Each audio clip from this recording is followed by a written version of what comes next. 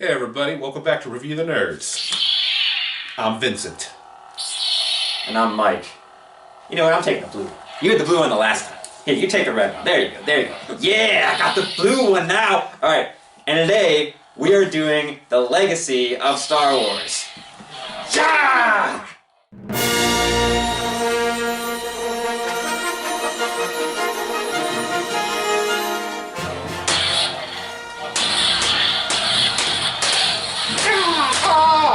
Took my legs!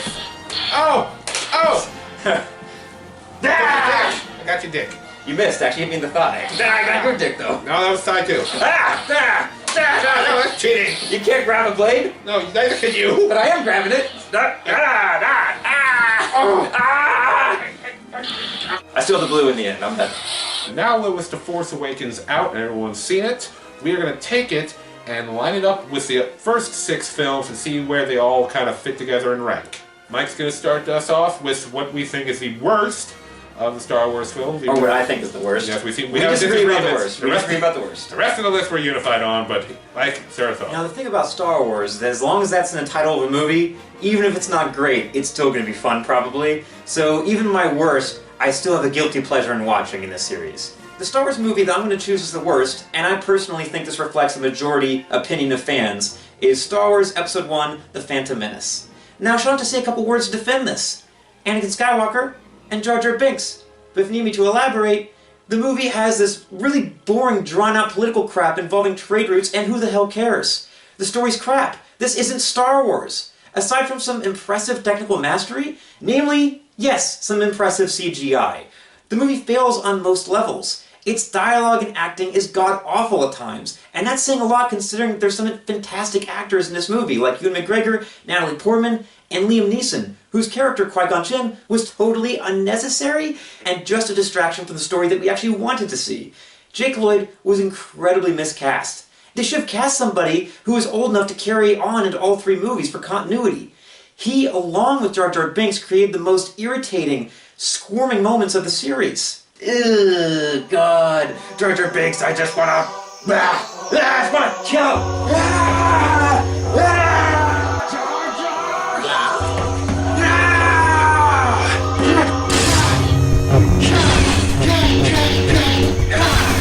Yeah, now how do you like it this, Jar Jar Binks? Die, Gungan scum, die! Yeah. When you positively gotta kill every Gungan in the room, except no substitutes. Nothing of real importance to the main story even happens in Episode 1. Aside from a few basic points like introducing characters, it just felt like filler. The actual story doesn't even begin until Episode 2. I feel like many of the complaints that you can come up with for Attack of the Clones and Revenge of the Sith could be connected back to this movie. This was the foundation of that prequel trilogy, and you know what happens when you try to build on a bad foundation. Episode 1 was a difficult misstep to recover from. It was the poison of the prequels, which is why I personally think that it can't be disputed as being the worst. Though, Vincent over here is going to give it his best shot. Yes, but there's one redeeming factor, one redeeming thing. The only thing in Phantom Menace I can redeem and say I like is Darth Maul. Darth Maul, if you could just do a cut of everything that involves him, I would be on board, but that would only take up like 20-25 minutes of the movie. So for me, the worst Star Wars film is, it was a close one, because Phantom Menace ain't no friggin' Oscar-worthy thing itself. Attack of the Clones is personally what I think is the worst of the ones. Mike severely disagrees with me. Yeah. But for me, thinking about Attack of the Clones is, let's go over a couple things. One, the whole movie is really about, I mean, you got the subplots, but the whole movie is really about the romance between Anakin and Padme, and it is heinous. It is so horrible. I mean, she's basically fighting him the whole time in the movie. He's like, oh, we can't be in love. You're a Jedi and I'm a senator. It would be wrong. Meanwhile, they go off to Naboo and they go off to the most romantic areas on the planet. For somebody who's trying not to fall in love, she seems to be doing a really fucking horrible job. On the inside, don't interrupt me! In the inside, she wanted it. She acted like, no, yes, I haven't seen you in 5 years, but I've been thinking of you every night. Do you ever think about those baseball things? Like, I want you, no, I hate you, no, I want you, yes, no, oh, Stop! Oh, your helmet's so big! Anyways, that's what it made me think of. Your little rat tail's so stringy. Oh, she's falling in love with a kid. Remember, he's not even... How old is he in Attack of the Clones? 18 or something? Yeah. He's falling in love with a dude who, at multiple times, when she goes and shows real fucking attitude towards her. He's just like... You're inside me or some crap like that. Meanwhile, you know, he admits to her face he just slaughtered an entire village. Yes, there's sand people. He's like, even slaughtered the women and the children. Like animals or dogs or whatever the hell he says. It's He's like, a whiny bitch. Yeah, why would you fall in love with this guy? Why? And secondly, the Jedi Council. I know Anakin has a history with Padme, but why send him to be a protector? He's still just a Padawan. He's not a full-fledged Jedi. All the subplots are pretty boring. I mean, Dooku's kind of cool because it's Christopher Lee, but that's it. It's Christopher Lee playing Dooku. I mean, you know, he probably puts in the best performance in the movie, but it's certainly far enough from, like, saving the film. I mean, and just there's so many things that don't make sense. And Jar Jar, I get that Jar Jar is somehow part of the Naboo, like, cabinet politics and everything. But how the hell do you have anywhere near the authority to talk to the Senate about making a clone army? And that's the thing, the movie's called Attack of the Clones. The clones don't even show up the last fucking half hour of the film. I would agree with Vincent that everything involving Hayden Christensen, Anakin and Padme, Natalie Portman, everything there is really bad, except for when she gets her shirt torn in the finale. It's kind of a nice... Alright, anyways, but the thing is, the movie, to me, had redeeming things, whereas in the first film, there's very few things that I actually liked. I liked everything with Darth Maul, I liked the lightsaber battles, but in this one, there's some... I really liked the hover car chase sequence through Coruscant. I liked seeing all the different landscapes and areas of Coruscant. I thought that was cool. I also liked the Obi-Wan Kenobi storyline. It was like a detective story, and I really liked his fight with Jango Fett in the rain, and then I liked how all the Jedi run onto the battlefield at the end with all the Stormtrooper clones. I thought that was a really cool sequence. It's a very fan service moment, because I never thought we'd see that many Jedi in a battle. I mean, it was so cool to see it. Think about the finales to episodes 1 and 2. 1, we are jumping from a child accidentally destroying a Trade Federation ship while saying whoops and no, this is pod racing, to Jar Jar bumbling around through a cartoony battle. Then in the second episode, we see a badass Jedi versus droid battle, followed by the emergence of the Stormtroopers, and then ending in a pretty cool sequence with Christopher Lee being a good bad guy. And yes, the movie has a lot of horrible things. It does, I'm not going to disagree, but I think it has more cool things in it than Phantom Menace. So, coming in 5th place is Revenge of the Sith. This is a movie that has an epic story to tell. And unfortunately, Lucas has kind of lost some of his steam and he doesn't tell it very well. It still has a lot of the wooden performances that carried over from the first 2 prequels, and the dialogue is still pretty bad. Anakin, you're breaking my heart! In my point of view, the Jedi are evil! But at the same time, I think that Lucas has also grown from the first 2 prequels. There's a little more attention put into the important things. Hell, even Hayden Christensen is slightly improved. Though, at times, he's still a little too whiny. I do feel like he conveys a little more of the struggle that's going on with Anakin in this one. His journey to the dark side is handled okay to a point, but the final push feels a little too sudden and abrupt. I mean, he goes from being conflicted to suddenly murdering Jedi younglings pretty fast. The story has some holes for sure, especially when trying to connect to the original films, but I also think the story is good in that it's also epic in scale. Because it's the fall from grace, it's how he becomes evil. I really liked all the scenes with Senator Palpatine. The opera scene was cool. Palpatine's the best part of that movie, when he just goes full-blown crazy evil motherfucker, Well, there's actually moments where I thought he overdid it slightly. I know, but that was the fun of it. It's like, he just loves being evil so much. Obi-Wan Kenobi's still doing his thing. Ewan McGregor is the best thing about that series. The lightsaber fight at the end is pretty brutal. It's maybe a little too... Yeah, it's maybe a little too long. I think it's around, 9 minutes long, and something like that should be more 4 or 5. And also, they were fighting in way too many areas. Suddenly they're on the lava, on these floaty things and stuff. It should have been condensed a little more, but I thought that they were moving so fast. They really rehearsed the crap out of that. Good job, guys, fighting. It was a mixed bag, but in the end, it was the best of the prequels. Which is not saying much, unfortunately. But anyway, on to the next one on the list. Our next one would be Return of the Jedi. So the last movie of the original trilogy. Return of the Jedi was really cool. We finally get to see Luke become a full-fledged Jedi. I mean, he's not as brash or impatient as he was in the previous films, but we also get to see him, being tempted by the dark side. Finally, whereas before he was just kind of somewhat pointing in the direction, but looking away. The only problem with that was just when the Emperor tries to turn him at the end, I never really got the feeling that the Emperor had him completely. Because the difference between with Anakin is like he was seeking power most of his life. Luke just wanted to protect his friends. And he was only striking out of more anger than lust for power. But that leads to the dark side. That does. I just don't think Luke was... he was tempted, but not nearly as tempted as Vader was. Well, he also has, the thing is that the Skywalkers, their bloodline is so powerful in the Force that it can very easily be swayed in the other direction. Yeah.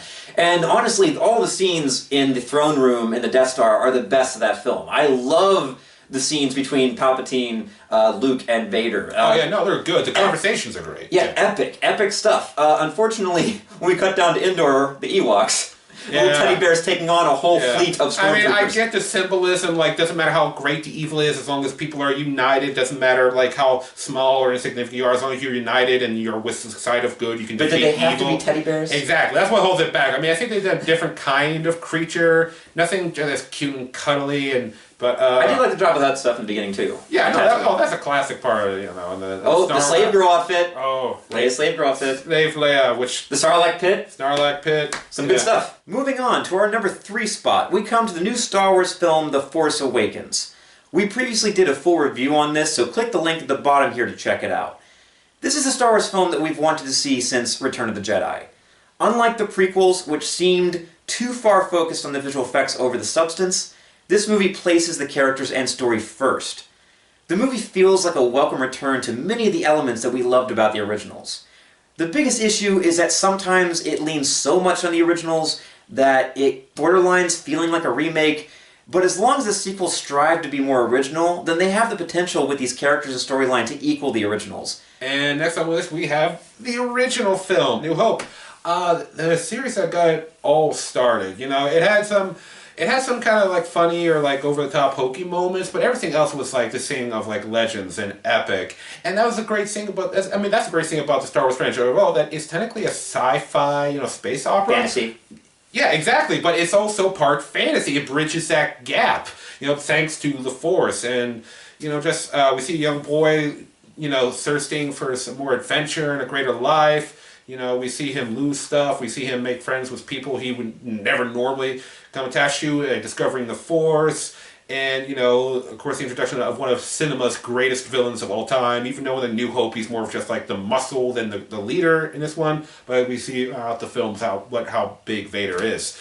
I don't care how big your Star Killer base is. The original Death Star is more badass. Yeah, some stuff is cheesy because they had to, put some things together with popsicle sticks. Like the trench that they made, apparently a lot of it was put together with just random household items. They did fantastic though. They created whole new technology and special effects for that movie. Yeah. Anyways though, and we're finally now at number 1. The best Star Wars film of all time, and most fans I think will be on board with this choice. The Empire Strikes Back. Boom, baby! Just awesome. I mean, all around. It is the best written. It is the best acted. It has, the best cliffhanger. It pulls you in, sucks you in. The family drama, is there. You got this opening awesome Hoth battle sequence. You got this epic lightsaber battle. Luke, I am your father. One of the most iconic twists in cinematic history. I mean, I know that to our generation, it was so talked about that by the time we saw the movies, we weren't really surprised. But when that first came out, could you imagine how, teacup dropping in slow motion Sixth Sense moment that was for people? My God, he's the father? Yeah, no, and that was the thing. Behind the scenes, it was actually a secret when they... only Mark Hamill knew about it. Yeah, only Mark Hamill, Lucas, and the director knew, because they filmed it with saying, where the original line was the actor in the Vader suit says, "No, I killed your father." Yeah, even he didn't know. Yes, and Lucas just Lucas just supposed to react to it, but then they shot later and had James Earl Jones do it over, and the line. Actually, most people get the line wrong. Most people quote it as saying, "Luke, I am your father." The actual line is, "No, ... I am your father." It doesn't say Luke. Most people get it up. It's like the "beat me up, Scott," misquoting and stuff. But still, it's one of the most iconic moments in cinema. In the movie. It makes the top 100 list all the time, that one scene between them when Vader reveals. It's just it's right up there with the Planet of the Apes reveal at the end. Everybody fucking knows that. And plus, Han Solo and Leia. Oh. I love you. I know. Oh. Come on, iconic. Yeah, and that was Harrison Ford's idea. And once again, the original script, he's just supposed to be, "I love you too," but Harrison Ford went to them and he's I wouldn't say that. Yeah, Han Solo wouldn't say that to his woman. Well, what do you think Han would say? And he's I know. And it's great because then in Return of the Jedi, Leia throws it right back at him, and you're like, oh. Yeah, it's a nice little, they pick it up again. And Yoda. Oh. Some master puppeteering by Frank Oz and voice performance. Iconic character. I love Yoda in Empire Strikes Back because it's the only time we ever get to see that when Lee first meets Luke and he's acting like he's like some goofy, crazy old hermit. We never get to see that side of Yoda again. I really liked it. I was kind of hoping we might have gotten to see that in the prequels, but no. But when he does go acts normally, he's that wise old Jedi master. You're like, wow, and the great symbolism of some. A creature so small and yet is this great warrior, but it's more of a pacifist warrior. And it's just so great. I don't know what to say. Empire Strikes Back is just that good. We're almost speechless now. I mean, I think it's been constantly compared as to like how one of the best sequels of all time. I mean, because like a lot of times sequels are never as good as the original. This one surpassed the original. It was fantastic. Yeah, it's like right up there with like Terminator 2, Judgment Day. Just these great sequels that are better than the original. It's fantastic. Yeah, great film. Now, in closing, because of we're talking about the legacy of Star Wars, I think that we should mention George Lucas. This is a guy who's gotten a lot of shit for the prequels, and I understand that he dropped the ball a little bit and disappointed people, and yes, he took the theatrical cuts of the originals and threw visual effects and stuff like that. Everyone wants to hate on this guy, but you know what? We wouldn't be sitting here talking about Star Wars. We wouldn't be sitting here loving and enjoying Star Wars right now without this guy. He is the creator of Star Wars. There would be no Star Wars without George Lucas. Leave the guy alone. Yeah. I'll say this about, did he screw up with the prequels? Yes. But once again, it's not entirely his fault. None of the producers ever challenged him on anything. And that happens all the time on sets. The producers and the scriptwriters, the screenwriters, screenplay guys, they talk to the directors all the time. And they confer and, say, I don't think this is such a great idea, maybe you should go with this. That was the problem. It wasn't that, it was half that Lucas had too much control, if not all control, but the other half is like, people were too afraid to tell him, like, this might not be a good idea, and they looked at him like he was infallible. So you can blame him for a lot, but definitely not everything. Anybody else who had any authority on those movies also has, a lot to be guilty about. Those movies, even though they're bad, I still sometimes have fun watching them. Yeah, they're bad, but they're still not the worst movies of all time. Yeah. And I now that I'm grown up, I'm a big boy, and I can look at the bigger picture, I know he's the entire reason we have this series, so why hate him? No. We should praise this guy. He gave us something that we all love and enjoy, so thank you, George Lucas. One thing is for sure, if you're a Star Wars nerd, then it's a good time to be alive. Ever since Disney bought the rights from George Lucas, we have so much Star Wars content and material on the way that it's hard to keep track of all of it. Coming up next year, December 16th, 2016, we got Rogue One, a Star Wars story, which tells a story about how the Rebellion got the Death Star plans. Then, the following year, during the summer, May 26th, 2017, we got Star Wars Episode 8. Then, May 25th, 2018, we got Star Wars Anthology with Han Solo. And this is going to be exciting because it tells a story of our favorite smuggler. Of course, it's hard to imagine anyone playing the role other than Harrison Ford, and that's going to be really tricky for them to sell that. But let's have some faith in them. But then in 2019, we got Star Wars Episode 9. And then, in 2020, we reportedly have Star Wars Anthology Boba Fett, which will tell the story of our favorite bounty hunter from space. And there's reportedly a lot of other spin-offs on the way. There's some talk about a Yoda spin-off. There's talk of an Obi-Wan Kenobi spin-off, which Ewan McGregor apparently has expressed interest in reprising his role. I think that's pretty exciting. I'm all on board. Let's be excited for the legacy of Star Wars, because obviously Disney is going to soak it up for everything it's worth. It's the Boba Fett movie. I'm so excited for that one. I can't wait for another Star Wars movie that just tells us about an asshole who becomes an asshole. I can't wait for that one. I don't know, man. If it has Star Wars in the title, they got my money. I don't watch it, of course. I'm just saying. I don't know. Oh, what's going to happen? He's going to become a killer. Whoop de shit. Who the hell are they going to get to recast as Han Solo? Anyways, maybe they could de-age Harrison Ford, like Michael Douglas style in Ant-Man. I'm hoping for Daniel Radcliffe. What? You're joking, right? Okay, you're joking. I love you, Daniel, but yeah, I'm fucking right. All right. Alright, anyways, so that is our discussion about the legacy of Star Wars. We all love it! It's like the heart and soul of all geekdom, so of course in Review the Nerds we're going to want to talk about as much as we can while the new movie's out. Well, everybody, thank you again for tuning in to Review the Nerds. We hope you liked this episode. If you did, please subscribe, like us on Facebook, and follow us on Twitter at nerds_review. Until next time, I'm Vincent. I'm Mike. This has been Review the nerds.